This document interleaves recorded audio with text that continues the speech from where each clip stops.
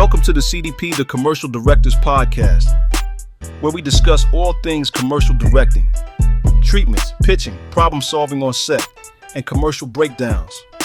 Now you host Evan Swinehart. 3, 2, 1, talk to me. All right, welcome to the show, everybody. Very pumped for today. We have Joris Noordenbos, who's based out of Amsterdam, and he's repped by Bunker here in the States. But super pumped. We're going to cover a lot of really cool things with Joris today. We're going to talk about your niche, kind of how you find your niche, how you develop your style in your niche, and we're going to talk about spec pieces. And then, of course, like we do on every episode, we're going to break down a couple of spots from Joris here that combine both of his niches. So we're going to get up to a lot of stuff that's going to be, I think, really beneficial for everybody listening. Joris, thanks for joining us. How are you doing today? Well, I'm super happy to be here, man. I'm well, thank you. First of all, I wanted to compliment you on the super cool voice of the intro, because I so it gets me so in the right vibe whenever I listen to an episode. So I might need to snatch that contact for you for like some cool commercial or for a DC or some film. Yeah, absolutely. Well, there's a couple things here. So I really like the Wandering DP's intro. So I kind of stole some inspiration from that. This podcast is literally just a ripoff of a bunch of different podcasts, and I stole different moments from.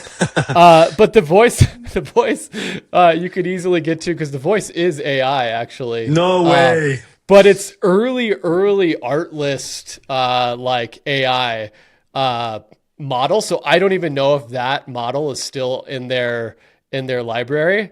But I really liked how they used to do their AI voice because you could really, I felt like dial it in better than you can now. Weird. They had all these different sliders that you could kind of adjust things. So I was able to kind of get the tone I wanted. Yeah. I wanted it to be like kind you of nailed it, man. Oh, thanks. Yeah. I wanted it to be like this hype man DJ type of vibe. Yeah. So, yeah.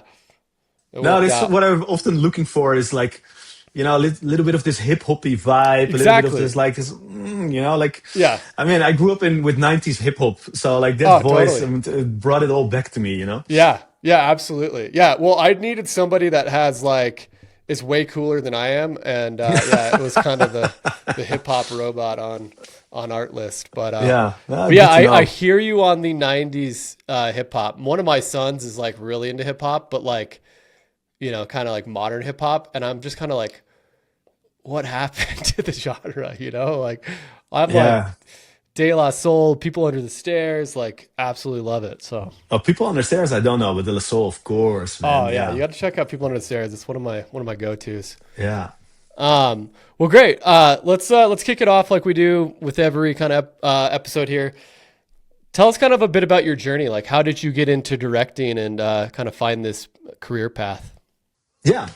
I thought to shake it up a little bit, and of course we're going to go chronologically, but to take a couple of spec works and based on those, tell a little bit about my journey, because I think spec works have been sort of incredibly important in getting my career forward. And I'm a firm believer that if you want to get anywhere, you just take matters into your own hands, create something, show what you like or what you find cool, and see, prove how much you want it.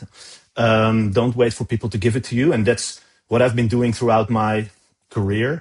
I started off, and I'm really a bit bummed out that we cannot show this on the screen right now, but I started off with making short films in high school and right after high school.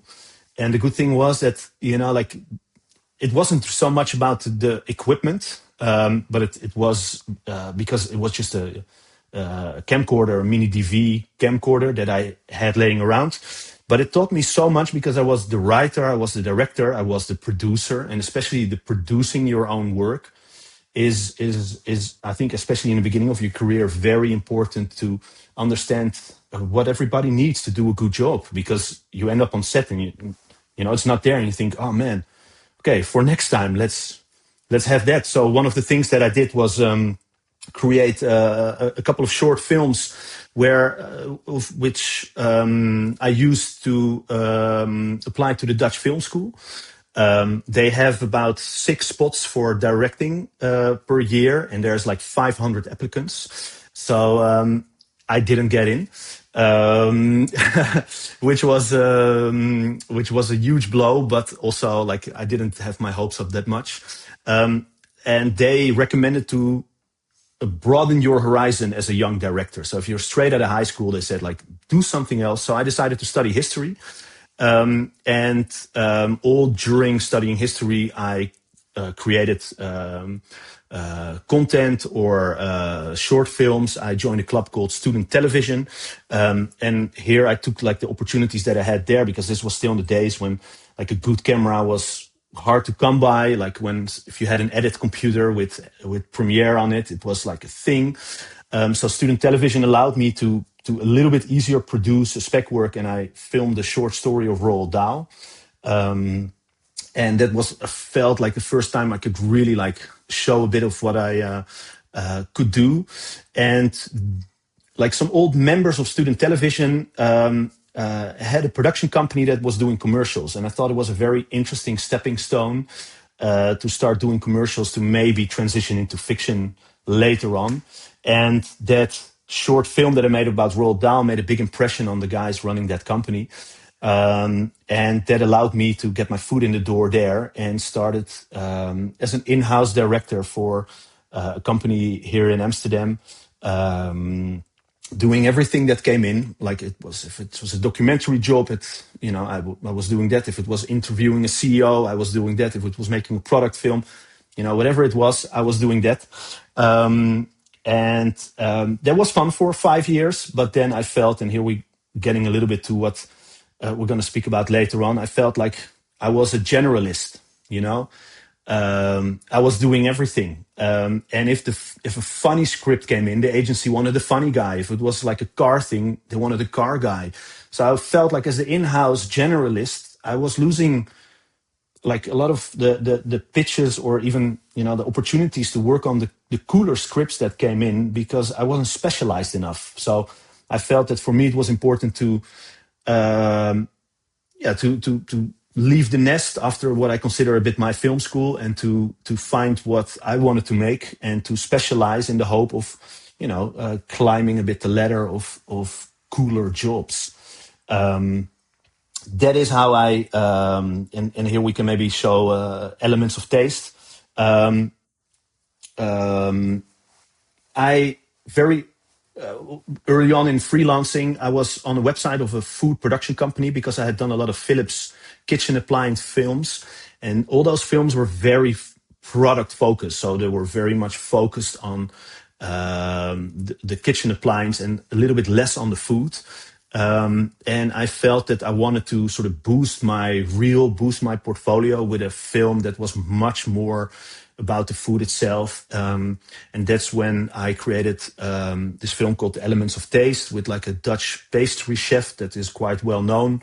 And we made like I want to say a barter deal with him. So he starred in it.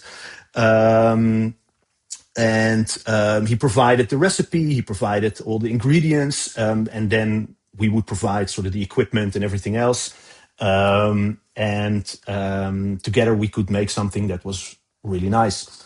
And that is what you see here on the screen. And this was for me like a big step in my career, because like the guy was a bit well known in the Netherlands, so that really helped. He's I don't know if you know the Great British Bake Off.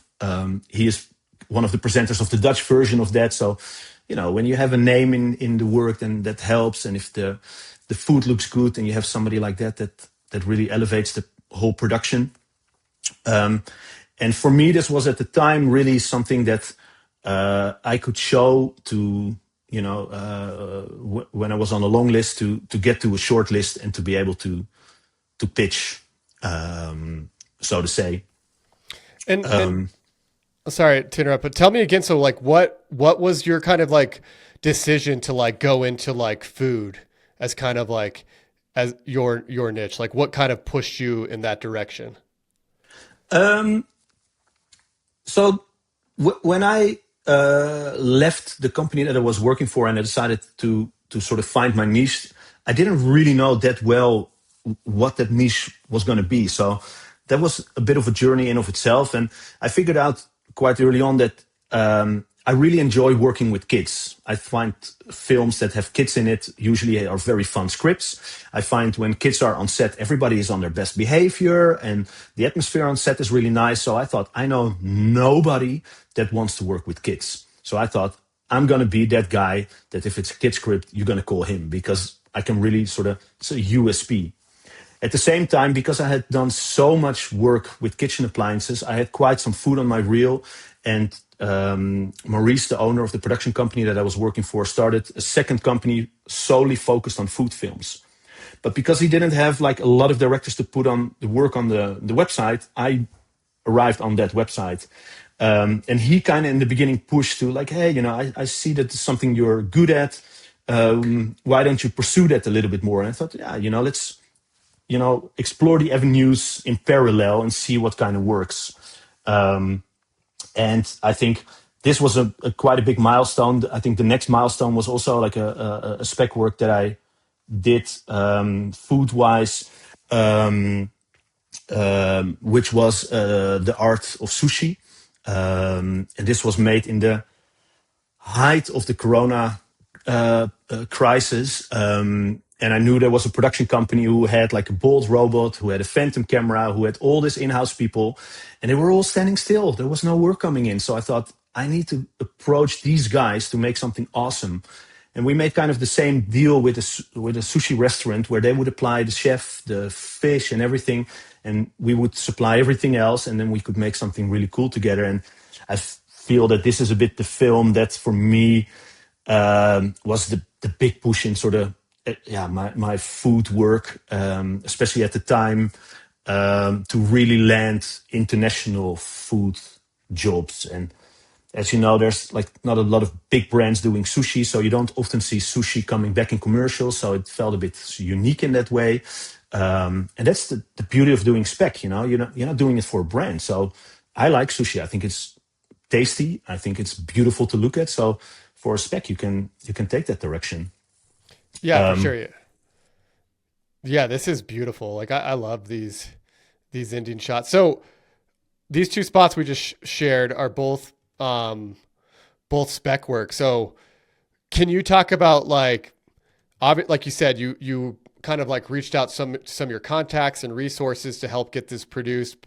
Did you have to spend a lot of like your own money to get these done? Funny enough, I don't think I spent any money here because I'm usually very upfront to the people I ask, like, hey, I cannot pay you, but I think this is something that is super cool.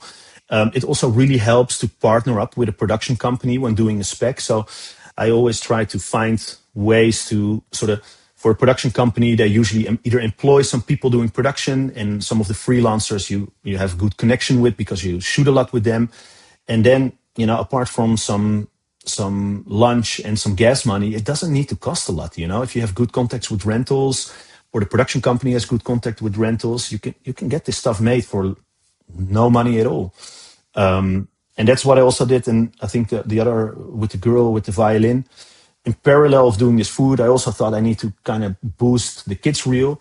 So that's why I decided to also partner up with a production company and make a sort of a film about a little girl and her dreams of playing violin in a big theater. And we had the same approach, like you call up a big theater that has a beautiful interior and you say like, hey, can we shoot here? We don't have any money, but we love your theater. It's very important to start off with a compliment. Nobody's immune to flattery. And you can get a lot done, And I think this also, was basically done for free. Yeah. And so what would you say these spec works did for your career? I think we all, at any stage of your career, you're aiming for jobs sort of bigger, higher, more production value than the ones you're doing now, or at least that's how I always felt. And it felt like such a catch-22 that to get the job, you need to show the job, kind of. But to show the job, you need to get it. So how to kind of, break that vicious cycle, for me, that's a spec, because there you can really, you don't need somebody like a client to trust in you. You can, if you can convince the people you like to work with, and they know you, they believe already in you, then you can make something that is really an addition to your reel. And I feel that clients and agency, they want to see something on your reel that makes them have faith that you can bring this job home. So you want to have that reel as good as possible, and a spec work can really be an addition to the reel. And also, and I think we're going to speak about it later on, like when you're in your niche and you want to do something that you don't particularly have on your reel yet, a spec can be a great way to broaden your reel or to go in a different direction. Yeah, for sure. When you were like kind of planning these different spec jobs, was there certain things that you were seeing like in boards maybe from agencies that you were like, okay, I'm seeing a lot of this in boards that I'm not getting, so I'm going to go make it, like you said, like sometimes you have to make the job? Or was it stuff you were seeing in other people's work and kind of like, okay, this is maybe a trend that I want to like show that I can do? Yeah, a little bit. So this classic FM thing, for me, it was like really telling like a little bit more of a story. So usually the kids' jobs that I got in, the kids played a very sort of either like a very tiny role or they were part of a family, but it was hard for me to get jobs where the kids were like the main character and where it was a little bit more storytelling. And that's what I tried to do here. So you really get taken along in sort of some dream world. And then there's like a sort of a transition where you realize, oh, she's not, we have a Queen's Day, it's called, or King's Day nowadays because we have a king. And kids play instruments on the street to collect a little bit of money, or you can sell something on the street. So the idea was like, for her, it doesn't matter where she's playing. It always feels like she's in some big theater. And that is what this transition is also, that, actually she's just on the street on this national holiday. And even if there's just one guy watching it, for her, it's all she needs to feel like a star. And for me, I didn't get much of those sort of more narrative spots. And when it came to food, funny enough, because everything was so much product focused, because it was product films, also there was an insane amount of close-ups of buttons and logos, but the food always played a secondary role. So I always felt like I was losing jobs to the real food directors that were able to elevate the food itself. So for me, it was an opportunity to go all in on gorgeous food close-ups and not have distraction of like a button or a logo.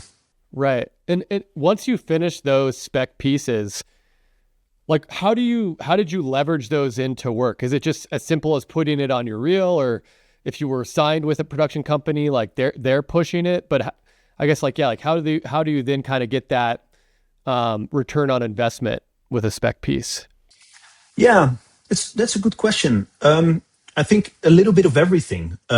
Ideally, you are signed with somebody, or you have an agent, or you have at least a list of contacts that you can send this to. Or that's, if you have an agent, of course, or a production company, they can send it out to their network. But I also felt that, especially early on in my career when I wasn't maybe repped, you never want to email productions being like, hey, I still exist, think about me. But if you say like, hey guys, I made something awesome, I think you should have a look, that's such a nice way to kind of be top of mind, because you have something to give, not only to ask, you know what I mean? That's great. So email it out to anybody put it on Instagram, have all your reps send it out.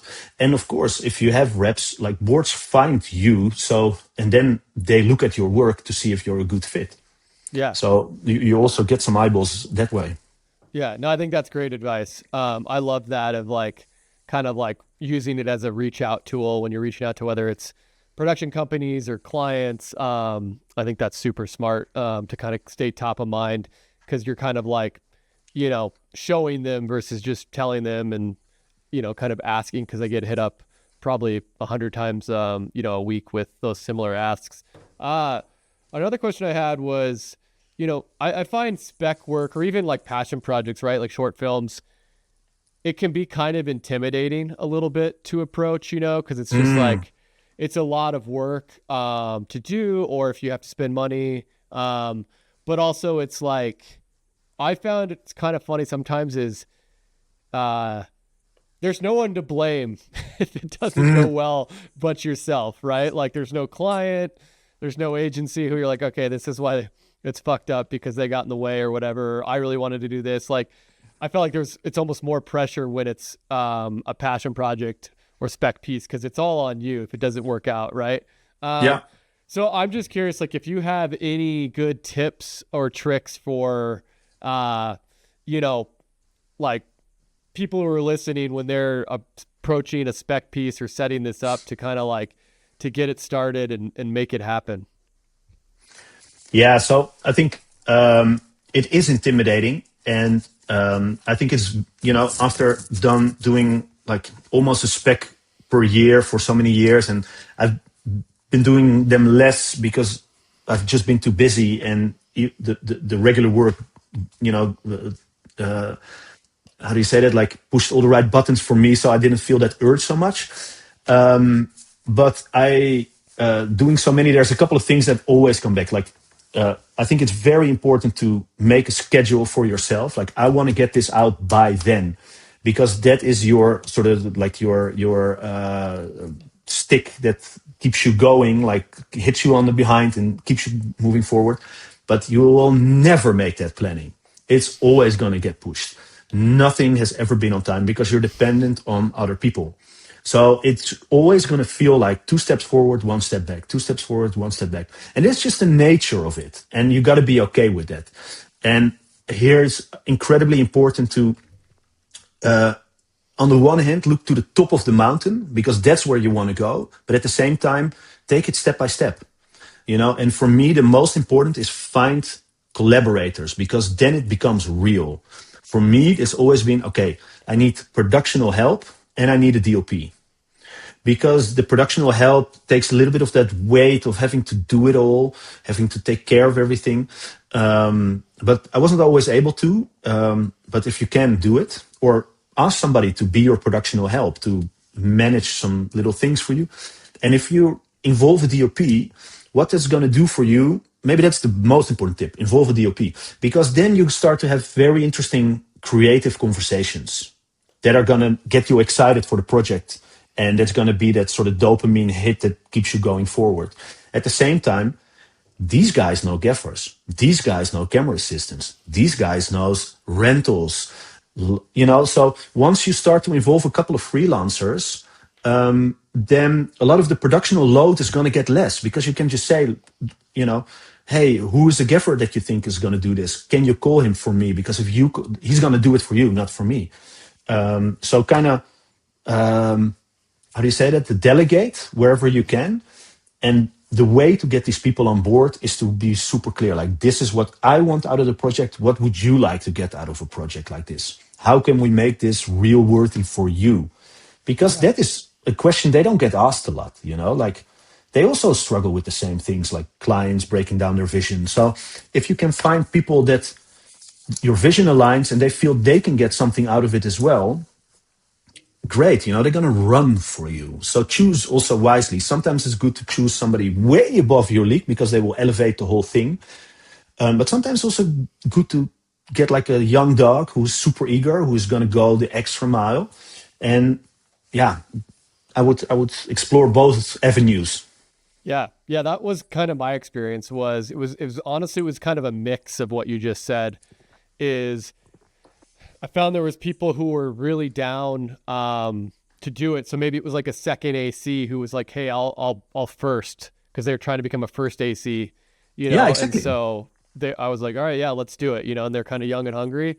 And then I had a gaffer who I work with all the time, who's great, and he was like all I do is work on commercials. He's booked every single day. And he was like, it's kind of nice to be able to make, like, we did a short film. And he's like, it was kind of nice to be able to do a narrative. So he was totally down. You know, I think I paid for his truck, you know, but I think he donated his time or vice versa, right? Like I threw him a little bit of cash just because he's so busy, but that was the part I was willing to pay for because like I wanted it to look really good, right? So exactly, yeah.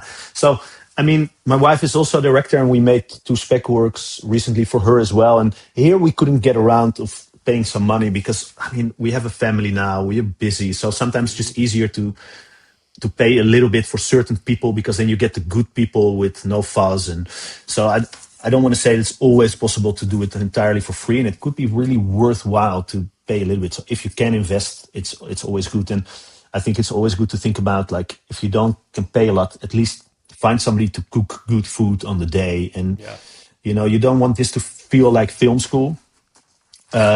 So you know, treat the people well and have enough experience so that it doesn't become like a horrible day, if it makes sense. Wait, for sure. I think that's always been my worry is like I said, it's almost more stressful because you sometimes don't have all the tools or the best crew, right? And you know, or you don't have a location or like props or art department. And so that was always my worry with it is like, I want to use this to get work, but it's like, you know, coming out looking like something like from film school or whatnot. What would you say is like, based off of like maybe the food spec pieces you did, like, did you have any big like kind of aha moments or learnings when you were making those first couple spec pieces? Yeah. I think it's really important for specs to aim high. Nobody wants to donate their time and their effort for like mediocrity or how do you say that? Something mediocre. So don't be afraid to ask big favors or, you know, like dream big, because indeed, like what you said, you don't want this to come out looking cheap because you had no money. So try to get the coolest location and a big actor, because people are much more inclined to say yes than you think. So don't be afraid to ask. Don't be afraid to ask the things you truly want, because if you can explain why you need that for it to become a success, people, in my experience, people are willing to give it to you. And if they say no, you can always ask like, okay, so is there anything we can do to get this to a yes? In case of like the big theater, we can only do it on, you know, no. But if we do it on a day where you're not booked, or like get into a dialogue and see if you can take away some of the worries. Maybe they had a past experience where they didn't feel like they were treated well as an actor, but you know, like you want to have a couple of those like big things in your spec work that take it to the next level. And it can be that indeed you want like a great face, a good actor, or a beautiful location, or that one DOP, or that super cool food stylist. In case of a food stylist, I think if you can call somebody and really explain what you see in their work that you like and that you need for this project. Again, nobody's immune to flattery. Like if you say like, oh man, that spot and that spot and that spot, it spoke to me because the way you do this, the way you do that, and you can see them. I need you to get it, because big chance they're going to say yes. Yeah. That's great advice. Well, let's jump into like niches or genres, right? And I think what you said, kind of like when you started your career about being a generalist, it was like, I mean, that's huge. I mean, that's kind of like what I'm facing right now. Being at a production company forever, touched a lot of things, right? And it's kind of like, and I see it with a lot of directors, right? I think it's hard to kind of like break out when you touch a bunch of different things. So how do you go about, like, your niches are, you know, kids and food, right? So like, first off, I guess let's start with like, and you kind of mentioned this, but like, why is it important to find a niche? And then you kind of explained it, but explain again, like how you found yours. Yeah. So I think having a niche is important because it just helps you be top of mind for an agency. If they get like a car script in, you want to be known as the car guy. Or if it's a food script, it helps if you have a lot of food on your reel. And it's just hard to be good at everything, even though we kind of all want that maybe.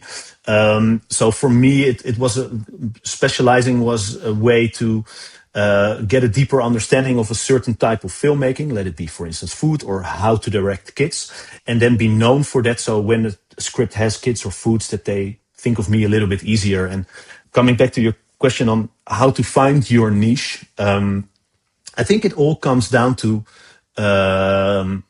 what you truly enjoy. I mean, it sounds maybe obvious, but if you're really a car guy, I can imagine you will enjoy doing car commercials because you love to nerd out about this specific little detail. And it just, clients feel that, but also that if you have an eye for that, like those are the things that, make one car stand out from the other. So if you are already aware of that and, you have your director mind focus on that, that can really help. So what I would say is, maybe it's what I advise to people is if they want to find their style or what they like or their niches, collect a lot of commercials that catch your eye. Every time you see a commercial that catches your eye or that you notice or makes you maybe jealous, man, I wish I made that commercial. Save it. Put it in a folder because that's a cool reference folder to dig in when you're out of inspiration. But it's also like maybe if there's 10 or 20 commercials in there, you can kind of see like what is in there, what catches my eye, what gets me excited, and you can digest or like that. This, how do you say that? Like squeeze from that some conclusions on what could be a good fit for you. Yeah, and do you find having like these kind of two genres limiting? Like, do you take work outside of these, or is it like, hey, this is who I am as a director, this is my style, and I got to stick to this at all costs, so I don't water down the brand? Yeah. So in the beginning, it felt very scary because I went at some point. I really put like I have a different kind of tagline now, but it was food kid story. So I put that everywhere. Like this is what you call me for, and I put the story there to kind of leave the door open a little bit to things that didn't fit that the two niches exactly. Because it felt to me scary that if you make a choice, it felt like all the other doors were closing. So if they would never call me then for a documentary job or something. But the funny thing is that it felt also very liberating because you could very clearly stand for something and people felt that and people reached me more easily. So I felt my career by almost shutting a few doors. The doors that were open felt much more open. And I'm definitely open to work outside of the niche. But funny enough, when you make that choice, you want to have jobs that build your reel further. So if it doesn't feel like it fits the big path you're on, it's much easier to kind of say no. And I think, especially in the beginning of your career, it's good to have a focus. And I think that the longer you go, the more you really want to branch out a little bit again, because you've maybe, scratched that itch and you want some new challenges. And I think that the longer you go, the more you kind of want to expand. And, like for me, at least, like I did a lot of food, but as a food director, you want to have like a big fast food brand on your reel because it's almost like a stamp of approval. If they trust you, you know. So for me, having sort of McDonald's or KFC, that was a big thing. And then I did KFC and McDonald's for like 3 years, almost exclusively. And I'm a bit like, all right, good, like tick that box.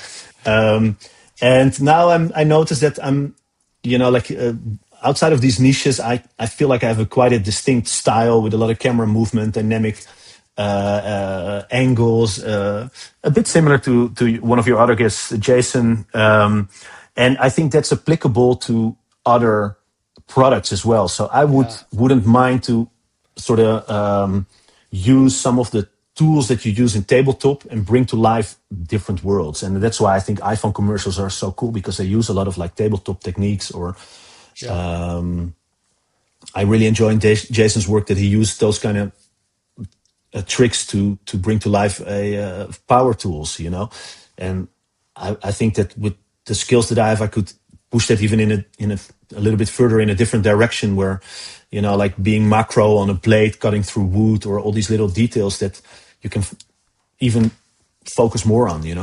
Yeah, that's really interesting, because that was going to be, I think that's a perfect segue to kind of my next question was, like, how do you continue to develop your style and innovate in a niche when, like, without it getting stale, right? Because I could see if, like, you're doing the same kind of thing over and over again, right? You're like, oh man, it's another McDonald's commercial. Like how do you kind of keep upping your game? I think even just looking at your spec work compared to what's on your website, like, there's elements that's like, okay, I can see the camera movement and whatnot, and like how that was always kind of like part of your voice. But like your work now is like, and that other work is beautiful, and it's really cinematic, where your work now is like super bright, lots of color contrast, really, really fun, and kind of like vibrant, jumps off the screen at you. So like, how did you kind of like develop your style and continue to up your game within the niche? Yeah, well, I think there's no one answer, and if you crack that, you can be successful for a very long time. And I think everybody in our industry struggles to some extent with how to keep yourself fresh, how to not get out of date or out of fashion. I think for me, it is important that you keep an overview of what you are doing and try to see if you can get out of your comfort zone every once in a while, or at least on one or two shots in a job. So if, like last year, for instance, camera movements are so much for me like the go-to trick to make it cool. Mm-hmm. So what if I would have to shoot everything from sticks, one commercial, And funny enough, the project came on my path for McDonald's, where we needed to shoot in like a VR screen, or how do you say that? Like the big LED wall. Yeah, like a volume. Yeah, but the budget was a bit tight, so we couldn't have the background move. We could have like one big picture there. It was a girl in a bus stop eating McDonald's. So it forced me to have the camera locked off. Funny enough, it was already my choice before we had this limitation, but things really fell into place somehow, because I already thought like, maybe I should try one with like static cameras, and then, we cannot move the camera. Is that a problem, Joris? No. And it was so refreshing to, because it forces you to think more about framing, or if the camera doesn't move, you really focus on the performance. And yeah, for me, that was like a way to keep it a bit more interesting. Or can we do a whole film in one take with a robot arm? So we combined close-ups with macro shots, with wider shots, with enjoyment, with a pack shot, all in one go. So I think it's a matter of having a bit of an eye for where the industry is going, what is trendy, what are other people doing? Do you want to follow that because apparently clients like it? Or do you want to go against the grain because then it makes you stand out? I think there's no one answer, but I think it's good to always kind of question yourself. And that is what I also find maybe the hardest thing in our industry is that a pitch comes in. Can you call tomorrow with the creatives? Yes. Do you have a brief? Yeah, come in a couple of hours. We need the treatment in 2 days later. And then it says somewhere, but we want things we've never seen before. And I'm like, I would love to get 2 weeks for a treatment, because this time pressure forces me to rely on the stuff that I know, that works, that is proven. If you need to write a whole treatment plus a shot list and think it all out, you're going to rely on the things that are kind of top of mind, and they don't give you the time to dig deeper, or like, what is the sort of something new we can do for this script. So I think if clients want something unique, they should give you the time for it. Yeah, that's what I've been noticing is like, I feel like all my treatments, like if you read them back to back, it'll be almost the same thing. It's like you rely on the same verbiage and everything, so just even trying to change up the language in the treatment is tricky. Yeah, but I mean, at some point, you know what kind of light you like, and Yeah, you know the way you like to move the camera, and what kind of lenses work for certain things. So totally. it's a bit inevitable that some things are gonna uh, come back more often. Yeah, for sure. Well, let's keep kind of talking about your niches as we break down a couple of your spots here. Yeah. This picked these spots because they have kids and food in them. Let me pull them up here.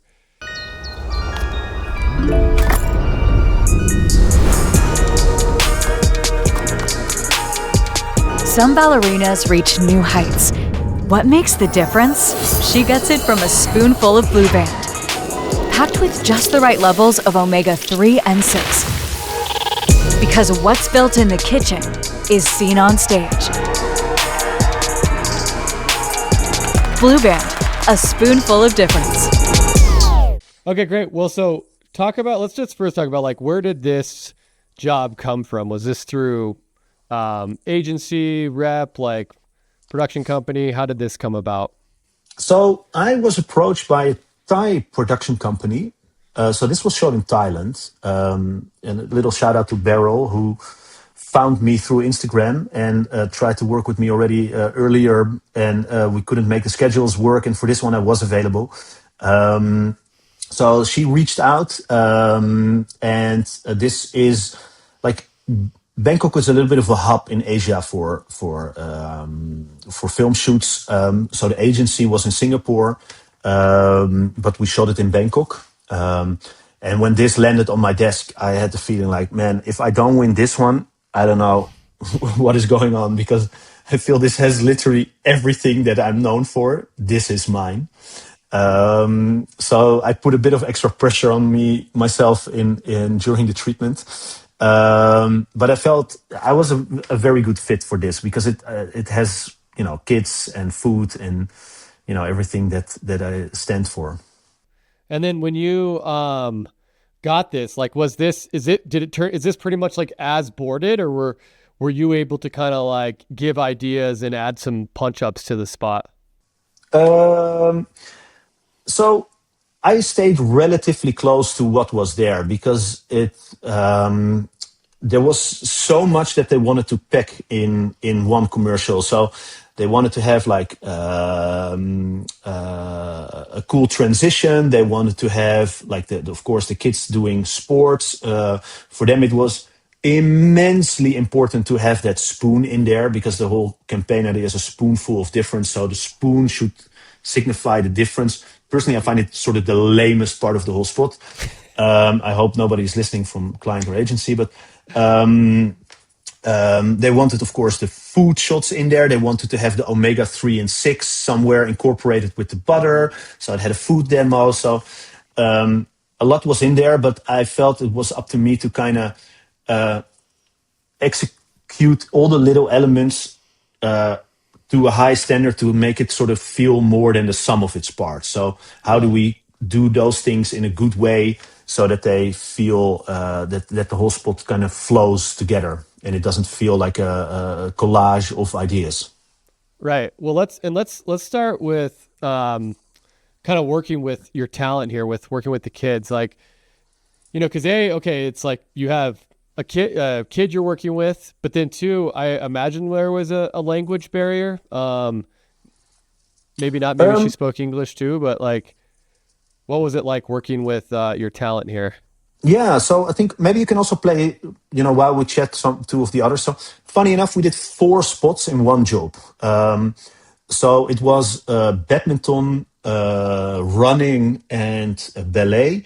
And then the running we did for 2 countries. We did for Asia and we did for Kenya. And all the sports segments were different, but as you can see now, the kitchen and the food and all those kind of stuff were similar. So that we kind of grouped. And one of the biggest challenges for this job was finding the right kids, because they needed to basically do 2 things very well. And that is do their sport and acting. So just being a good actor is not enough, or just being super good at badminton is not enough. I mean, the running was a little bit easier in that sense because they just needed to run. But for instance, for the badminton, like that smash even though it looks so simple, the girl needs to have confidence to do that, to hit it, to be comfortable on a badminton court. And you could really see like girls that play badminton a lot, the way they stand, the way they move, the way they behave, it just feels that way. And with ballet, even more, you know, like if a girl is a good actress, but she's a terrible ballet dancer, the whole thing isn't going to work. And vice versa. If she's great at ballet, but she's a bit stiff when it comes to sort of selling those little looks of enjoyment or the cheeky smile from like, I'm getting ahead, then it also doesn't work. And I feel like here I could really utilize my experience in working with kids and getting the best, because when you're one of the things that really helped me is finding a couple of little acting exercises that shows me if a kid can act. So I wrote like little scenes that they can, you know, play on their own in front of a phone that show me if they understand directions, if they understand acting. Because like that little cheeky smile, like it's very hard to kind of ask for that in a casting video. Like, oh, smile cheeky, and they're going to be like, and you're going to, So you need to have like a little bit of a scene that they can play that maybe doesn't match at all with the story, but you can say like, she's good. And even clients can tell, you know, if you tell them, hey, the scene was here, there's a cookie, your friend left to the toilet and it said, don't eat the cookie. And then the struggle of not eating the cookie, but wanting the cookie, losing that struggle, eating the cookie, enjoying it, but feeling guilty, getting rid of the evidence, pretending like nothing happened. And when your friend comes back in, they can play it by themselves. They don't even need somebody else. But it tells me if they can follow those beats in like a little scene. And if they do that well, I usually get whatever I need from them on set. And that really helped me here to judge if they can act. And also if you're experienced, you can tell, hey, these kids aren't cutting it. We need better dancers. And people trust you for it because you know, they hired you for your expertise for kids. So it also allows me to be maybe a little bit more firm in saying like, I cannot work with this talent. We need better ballet dancers. And we got phenomenal ballet dancers. And luckily a couple of them were also very good in acting. Yeah, was it hard to kind of find these actors, and then like also more so even like the extras? Because sometimes I find like, okay, you find the lead, but then maybe the background talent you don't find the right people, or you're just like, oh, they're just in the background, it'll be fine, and then yeah, I've noticed sometimes they can derail the whole shoot. Oh man, totally.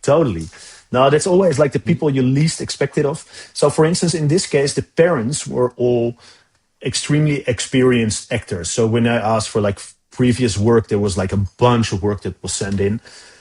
But it's funny because here you run into a little bit also maybe a different style of acting in different countries. So especially maybe in that region, it's a little bit more what we maybe would say overacting or showcasing, like the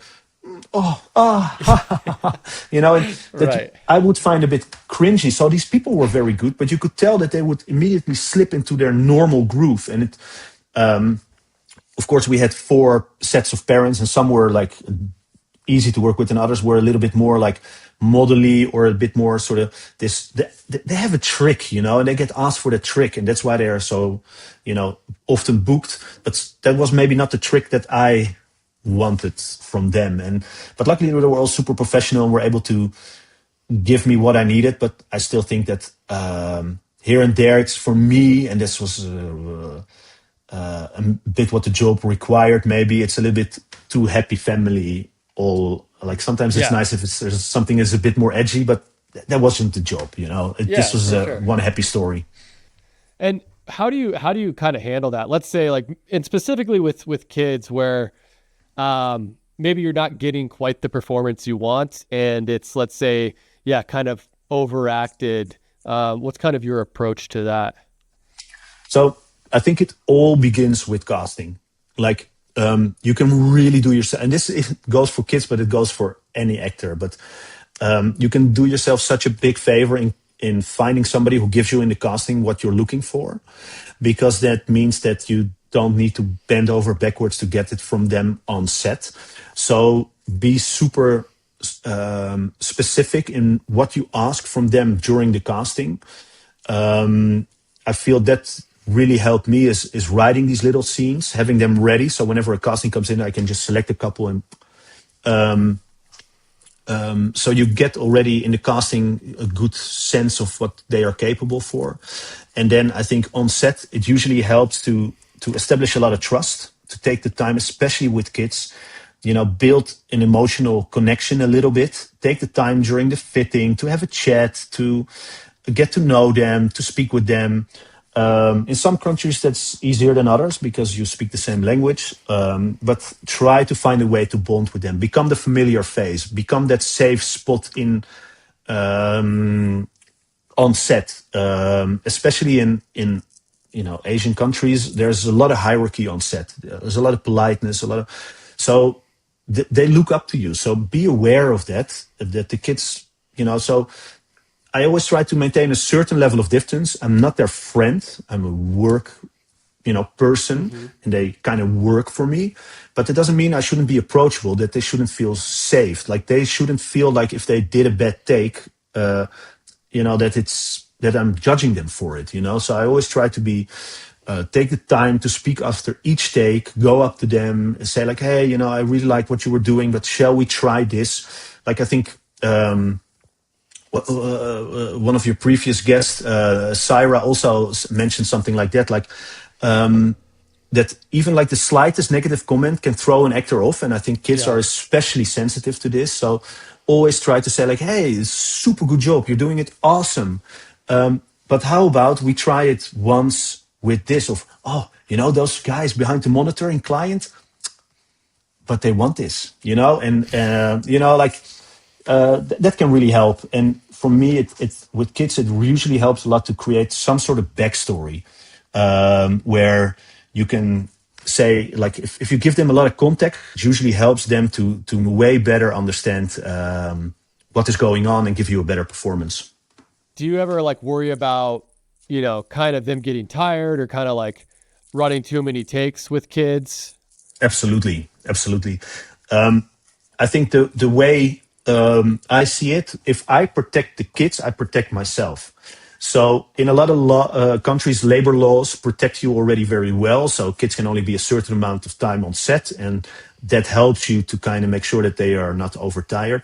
But if it comes to different countries, sometimes I try to be very strict to client, like, hey, we only have a certain amount of takes, and after that, if they're tired, and I don't have a magic wand. So be clear about what you want, and I try to, it sounds a bit negative, I try to put it on the kids, like, hey, they only have a certain amount, but that means that I protect also myself. And it's also interesting because in a lot of countries where the labor laws are a little less strict, the kids tend to be also a lot more professional and be able to hold their concentration longer, weirdly. I don't know if I find it a good thing from like a parenting perspective or from a moral perspective, but it is what it is. Right. Well, let's talk about some of the food shots. And the shot I really want to talk about is this kind of tube here, this surf paint. Yeah. This is barreling inside the butter. I love this shot so much. Kind of talk about this shot here.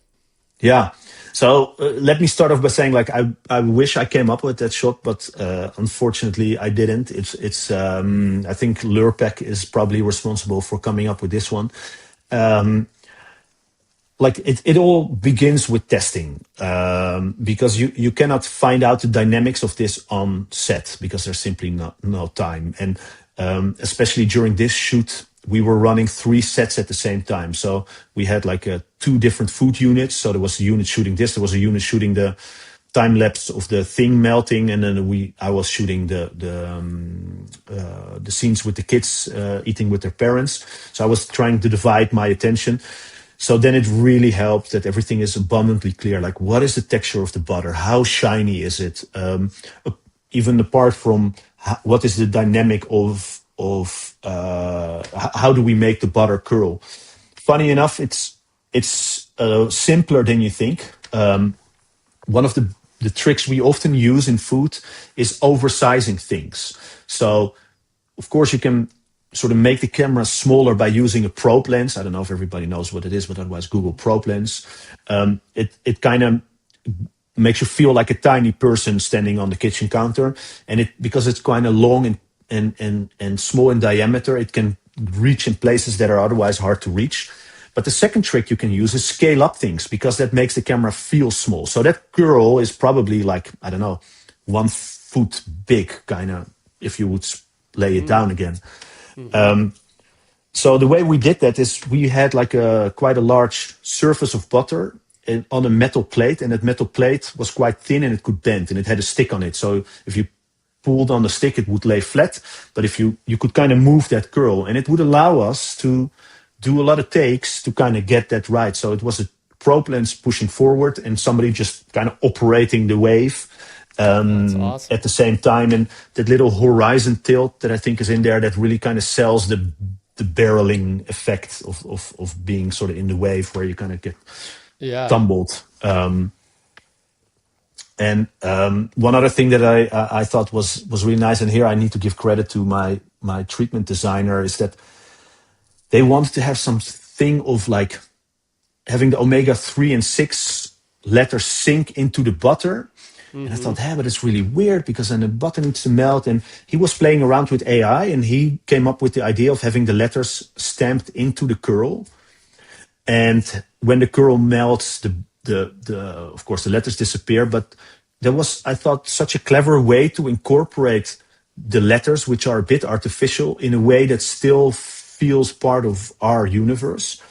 And I wouldn't be surprised if this was a kind of a key factor of me winning the job. And that I also thought, like, wow, like how things can go, because this is my treatment designer playing around with AI, coming up with this, and now suddenly, we're doing it. Yeah, no, I it's funny, right? Because this is like the product shots of the spot, right? But like, that's kind of like what I love about this spot. It is this whole little sequence here. Like, you're the wave. This is good. And like, this is from a person who doesn't eat butter, hates dairy. Like, this fucking looks so good to me, like it looks delicious. And then I love this. Like, you get this little like, river of butter from the melt through here. Super nice. It looks appetizing. Like, I can like taste this, and like the broccoli looks so good.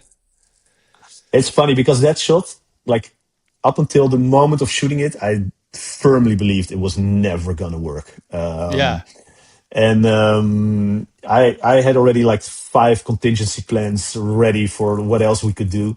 And then we tried it, and it looked actually really good. And here I also need to really credit the guys who shot this, because I was trying to divide my attention over butter curls and shooting like the live action. So they were sometimes a bit on their own, but we had a very talented food DP from Thailand.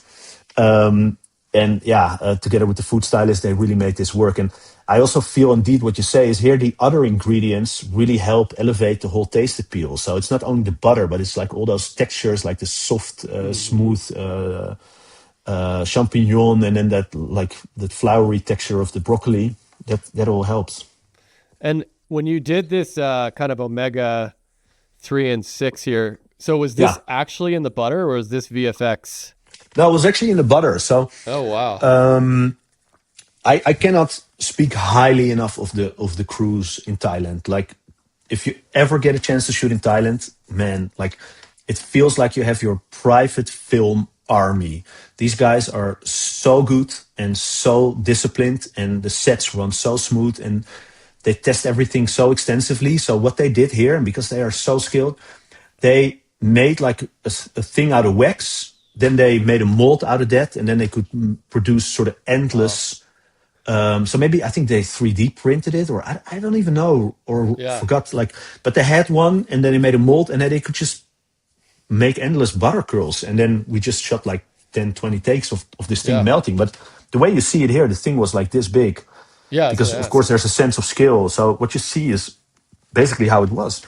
Yeah, it's crazy. So let's get into the logistics a little bit of this job, like, because like I want to know, like, how many days you had to shoot this, and location? You mentioned sets because you shot 4 spots, and you, like you said, you had multiple crews. So I'm just kind of curious, like what the schedule was like and kind of the logistics of this. Yeah.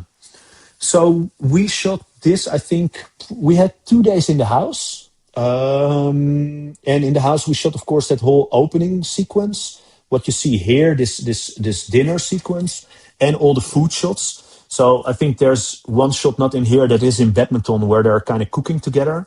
So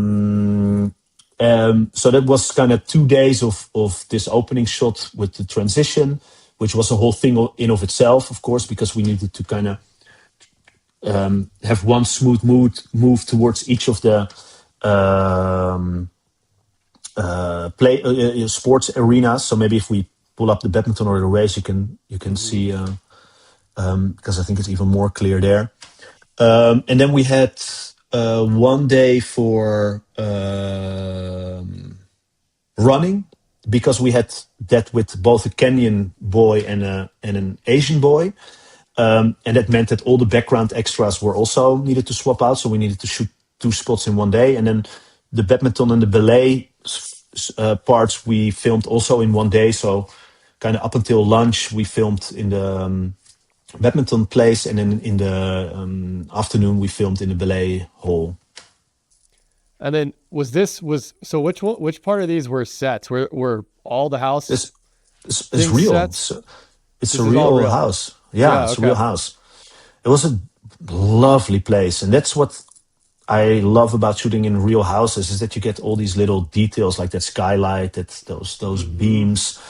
Those are the things I think, was Jason also speaking about it? I don't remember. Trying to figure out things that, real houses have and adding them to a set. But this was it was a villa somewhere in Bangkok, but it was used exclusively for film shoots. So there weren't people living there. Yeah. And what about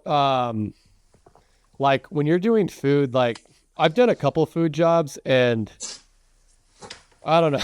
I don't know if I would ever do them again. Like I found them really hard and stressful, because in most of it having to do with okay, let's find like a scene like this. There's so much food prep that has to go on, right? And then your food stylist is working on all these things, and then agencies asking you something, your gaffer is asking you something, or the DPs maybe asking you something, and then by the time you're ready to shoot, the food doesn't look good, because you had all these other things happening, and then the food stylist is getting stressed because she's having to make they're having to make another, another plate or something like that. So kind of maybe talk a little bit about that, the kind of logistics and maybe some tips and tricks around working with food and your food stylist, because I always found that really stressful. Yeah. Well, I think here the same goes, that the most important is prep. So we usually do what we call a cook up, where we cook all dishes ahead of the shoot. And that gives agency client a perfect opportunity. It's not out of the ordinary that they're present for that. So we might be in some prep kitchen and we're just making those dishes and commenting on them. And that's a vital part in because that gives them so much they had their say. They could look at it closely. They could have all their comments, and there was the time and everybody listened. So they also got it out of their system a little bit. And that makes that on set, it is exactly like we agreed upon, and they don't start to nitpick too much anymore, hopefully. Mm-hmm. So you can already, fight so many battles during the cook-up. Then it also helps to have a food stylist who is not only able to make things look pretty, but also knows the logistics of getting everything ready at the perfect time, and has the tricks to keep things looking good for a long time. Because there are certain tricks I don't know them, I'm not a food stylist, but to make things look good for long. Yep. And those are conversations that are also important to have. Like, how long does this stay good? How many takes do we want to do? How often do we need replacements? oh, that sounds terrible. Maybe we should swap that dish for something that stays good longer.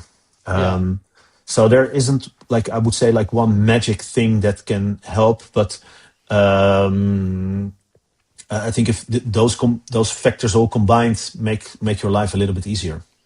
Yeah. What's the hardest food you've ever had to shoot? Something that just, maybe you only get one take with or takes a long time to prep? Well, oh man, what was horrible? I did a job for KFC, and we had this idea of having like the food in like a fryer, and we would see it fry.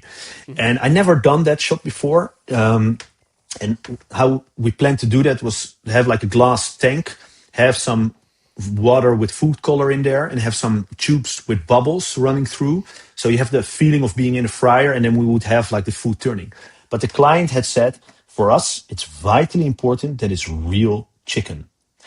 And we should have said, you're out of your goddamn mind.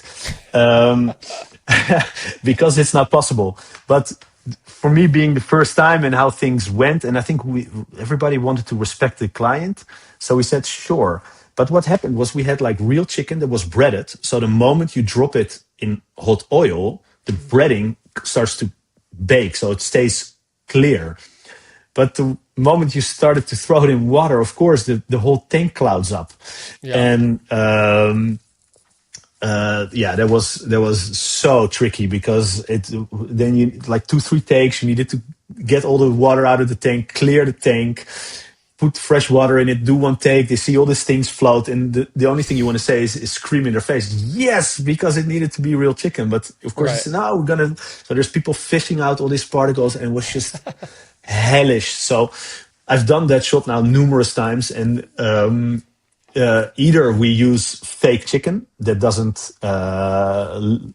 shed anything, or, which we also did, which was super cool, was just have like a glass tank with oil and put like a heating element in the bottom so that it actually fries, and then you get all the the bubbles and all the good stuff happening, and you capture the real effect. So yeah, you live and you learn. So kind of walk us through, Joris, like how you prep and plan for a shoot like this in some of these shots. There's a lot of moving parts, a lot of timing. These are pretty complicated. So what kind of like previs are you doing or prep to know that you can show up on set and be confident that you're going to nail this? Yeah. So one of the shots that goes by super fast, but I really like that's in these films, and is this shot of the girl eating, because sometimes like the enjoyment shot can be like a bit of a mandatory thing. So I was thinking like how to make that cool, and I saw some shot where the camera was moving through the chopsticks, but the woman was just looking at the food and they weren't eating. I thought, man, how cool would it be to kind of start on the eyes and then go through the chopsticks, and then she puts it in her mouth. And I wasn't even sure it would be possible, but I somehow had confidence that we could pull that off. So it started off by convincing the client. So it really helped that I could show that other shots, say, hey, we do something like that, but then we continue the shot, we see her eat. And I think it's a great way to kind of, because this is where we come back to her her emotion, but also show the parents, and to do that all in one shot can be very dynamic. So convincing the client is a very important step in that. Of course, storyboarding really helps. So the storyboard, and then like have a little GIF in the presentation where they could see that shot. Here I measured like, okay, which lens are we using? It was the probe. How big is that? And would that fit realistically in between two chopsticks? I quickly found out that if you have a kid's hand, their hands are small. So they're all the chopsticks quite close together. So by flagging this early, the special effects guys were able to make, I think if you go a couple of frames further, you can barely see, but there's like something black in between your fingers. So what they made was like a little thing to hold the chopsticks quite far apart, and all she had to do was press with 2 fingers to hold it shut. And then we stuck the other side, so she's not holding the broccoli, she pierces the broccoli, and that allows for like the chopsticks to be a bit smoother. And that is something that we tested before, because those are the things, like if you show up on set and and there you find out that your kids' hands are relatively small and the lens doesn't fit, you cannot have the solutions. But by flagging it very early in the production, speaking to the right people, you can get those little things. They had those chopsticks already, and we tested it on like the camera test, like, hey, does it fit? Does it work? And still, it was a little bit tricky to get it right. And unfortunately, what I maybe should have caught on earlier is that if you go so fast with the camera, you lose that sense of flying in between the chopsticks. It feels like you just started up against them. But yeah, that was a bit what it is. But I think for me, like storyboarding, testing, those are the ways to get to a good result. And as far as like kind of timing, right? Because some of these moves, right, are complicated, and when you're storyboarding them, you're like, okay, this is going to look really cool, but will they all fit in a 30? Are you doing any kind of animatics or previs software to kind of work on that timing? Yeah, most of the time we do I think this has also been mentioned on your podcast before, but shooting stuff on your iPhone, doing tests on your iPhone, man, that works so well for me to see if we can do the move, if we can pull it off, but also to create a little edit to see if it all kind of flows together. I think by now, after doing so many shoots, you can also kind of I have a sense for how long a shot can take. So I always, in the shot list phase, already put screen times, like, this is about second and a half, 2 seconds, 3 seconds. Does it all fit? And then doing the shot on an iPhone, either during the tech recce or in a completely different location with the DOP, kind of further gives you that sense. And also, like, doing that on an iPhone, especially if you have like an app that allows you to choose lenses, you can also see like, we want the move to feel bigger, but we only have like this size of a table or a kitchen island.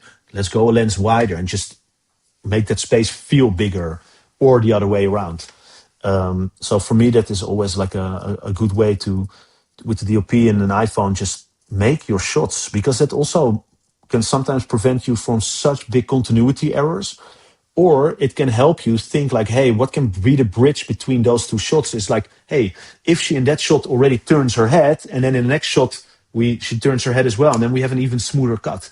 But you kind of need to figure that out by shooting it once on your iPhone. Are there any like kind of like other things in these spots that like the chopsticks was a great example of like how you kind of like rigged this in her hand? That maybe people wouldn't know you had to do. So there's watching. Yeah, so there's one in the badminton spot, which maybe I should have sent you like a behind the scenes from, but so I wanted to have this feeling of flying either in front or behind the shuttle as it flew over the net.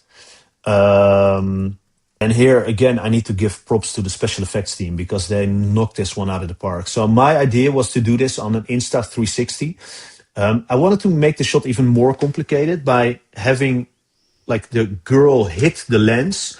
And then, because with the Insta360, you can determine your angle later on. So she hits, so you see her hit the lens kind of, and then the camera pans and you're behind the shuttle as it's flying.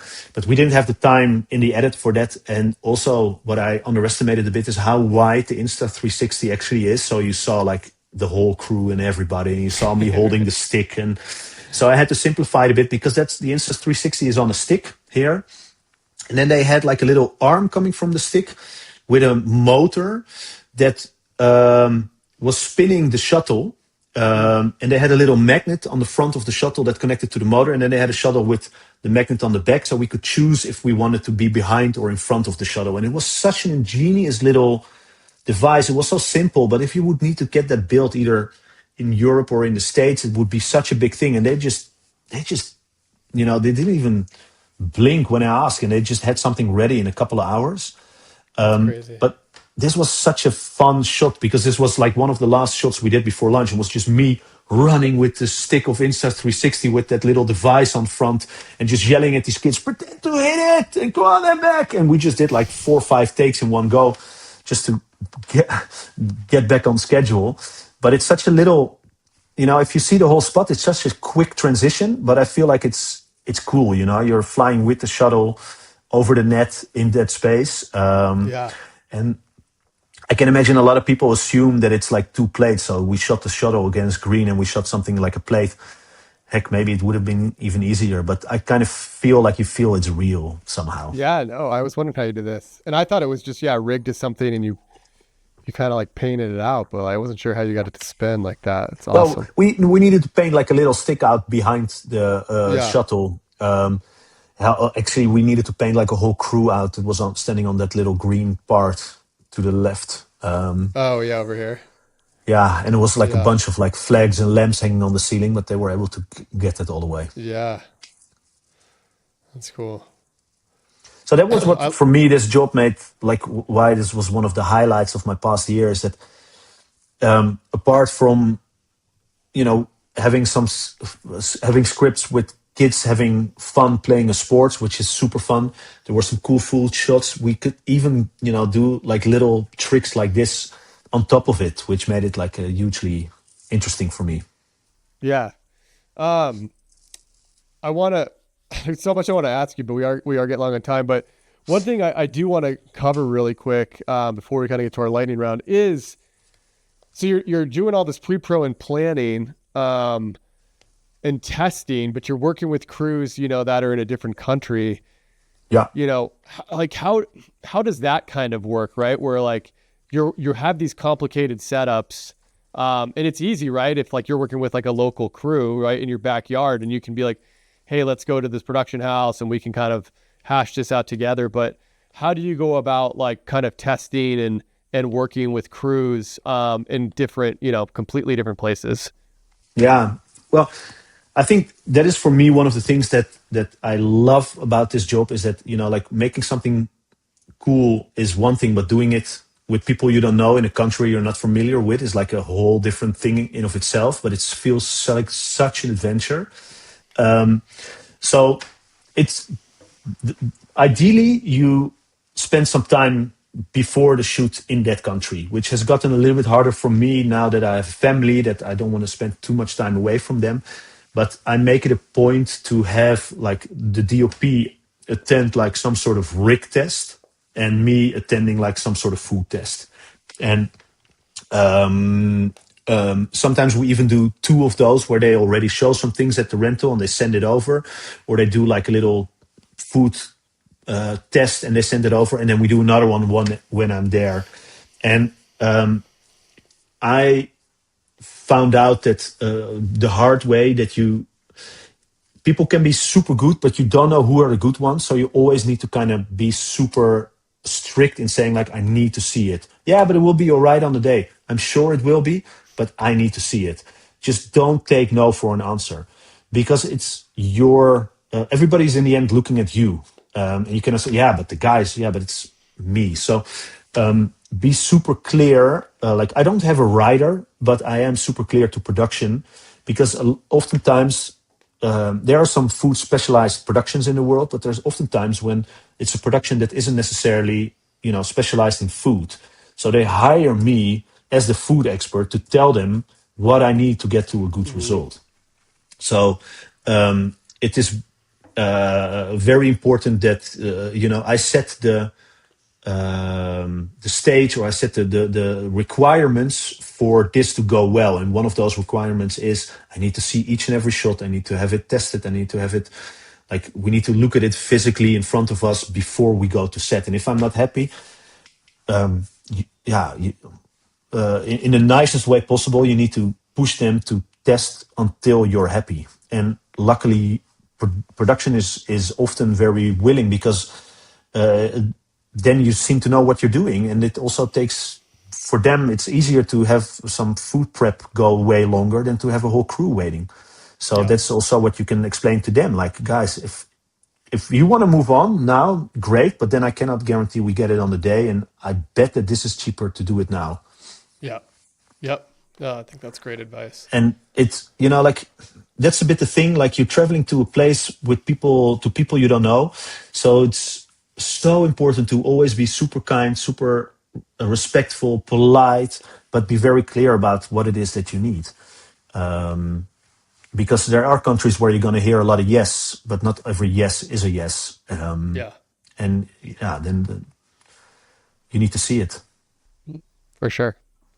Well, before we jump to the lightning round here and wrap things up, is there anything else you want to kind of, talk about these blue band spots with? No, I think we covered a lot of ground here. Yeah, no, this has been great. I think we have covered a ton, and I think this is gonna be super valuable for people. Well, great. Let's jump to the lightning round here. So, kind of just our fast hitting questions. Don't have to spend too much time answering these, but so let's start with what directors are currently inspiring you right now, and this can be commercial or film. Yeah. So there's a commercial director that I really, really admire. I hope I pronounce his name right because I only know his work from his website and Instagram. But Ian Pons Jewell.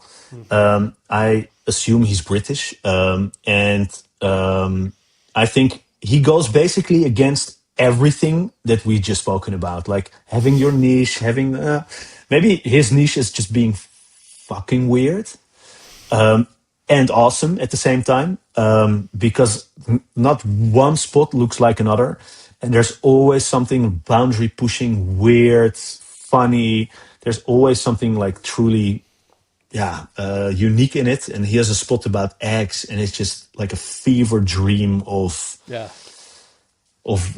chickens and eggs, and it's just man, I wish I could come up with stuff like that. So I find him very inspiring because it's so out of the box.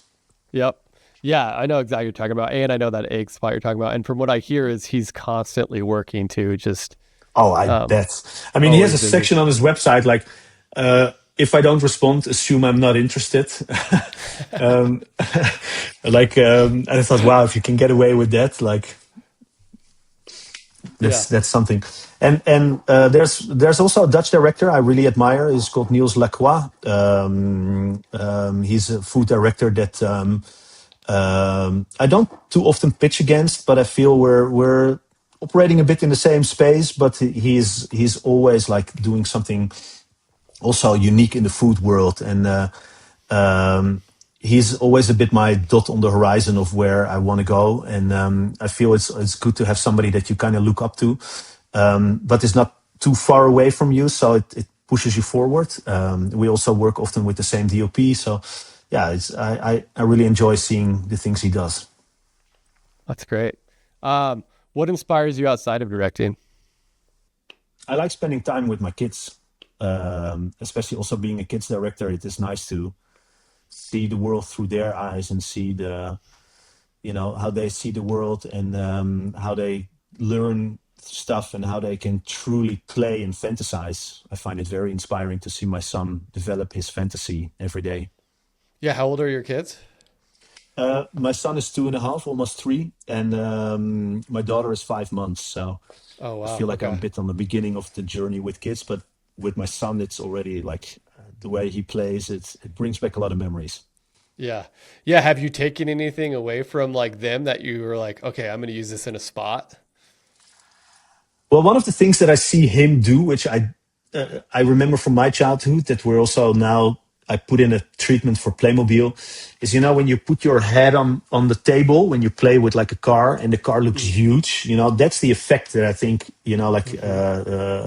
I'm after for this commercial. And yeah, I almost put a photograph of him playing like that in a treatment because it's you just that's how it works. Like a little figure looks huge. All right. So what tools can you not live without? So this is something that you could use in pre-pro or on set or in post. Yeah. So good coffee is mandatory, first of all, like in any stage of production. So I always look for the coffee machine or what kind of coffee they have. A tool that recently came on my radar is, which I now very quickly got a little bit addicted to using, is a treatment studio. So it's a little bit like an AI tool. And in the beginning, it felt like cheating until I started to understand, like,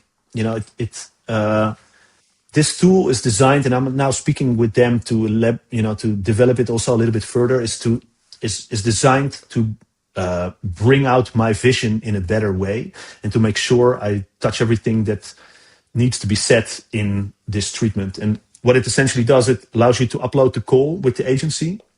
It allows you to upload the brief and upload like thoughts and notes, and then it helps you write the text. And that writing of the text part felt a bit like cheating, but they have implemented all these little things where they say like, hey, they make a summary of the brief, they make a summary of the calls, they make sure that there's almost like a checklist of things that needs to be mentioned in your treatment. Did you mention them?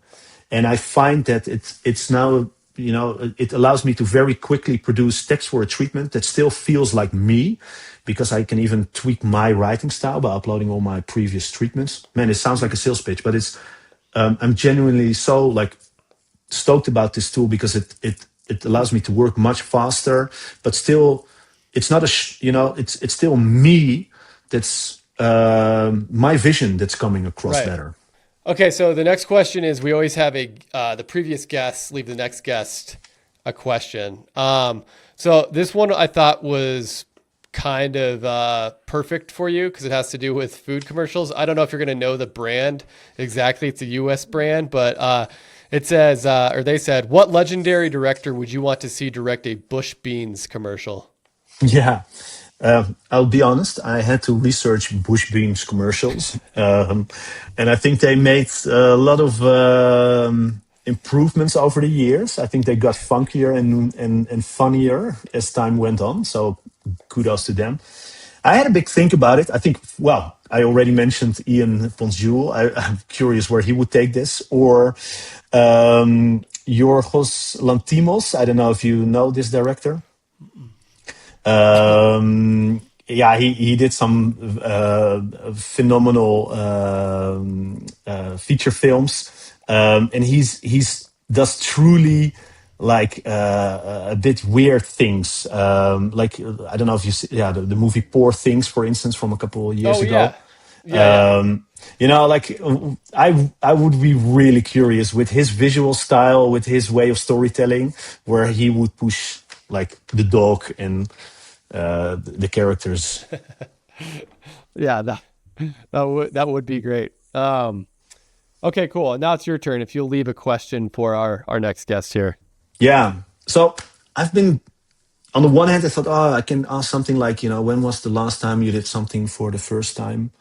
Something like that. But on the other hand, I thought, everybody's trying to, in a podcast like this, to come across as the best version of themselves. And I thought it would be kind of interesting to kind of put that on its head. So did you ever lose your shit on set? And what made you like completely flip?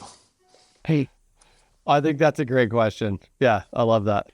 I'm excited to see who that question lands for. Who's going to answer what that? They say. Because I think I know who our next guest is. So, well, great, Joris. I really appreciate your time and the energy you took to answer these questions with such great thought. And I really love your work, and I'm so happy that I got to meet you and speak with you. Thank you so much. No, likewise. I really appreciate the opportunity of being here, and it was nice to prepare for this and to think a little bit about the questions you were going to ask. And it's always good to reflect a little on the things you do and why and how you do them. So thank you for giving me that opportunity. Yeah, absolutely. And I have a feeling I'm going to have you on the show again because there's so much I wanted to ask and talk about, and I think you have such great insight. So I'm sure we'll chat again. I appreciate that, man. I'm looking forward already. All right, that does it for another show. Thanks for watching the Commercial Directors Podcast, and please subscribe to the show on any of the platforms where you listen to your podcast and on YouTube. YouTube's a great place where you can actually watch the breakdown, so make sure you subscribe. Also, give us a follow on the gram at the Commercial Directors Pod, and please DM us there. We would love to hear from you on potential guests you'd like on the show and what topics you want to learn more about. Or you can email me at evan@swinehartco.com, and that's SWINEHARTCO.com.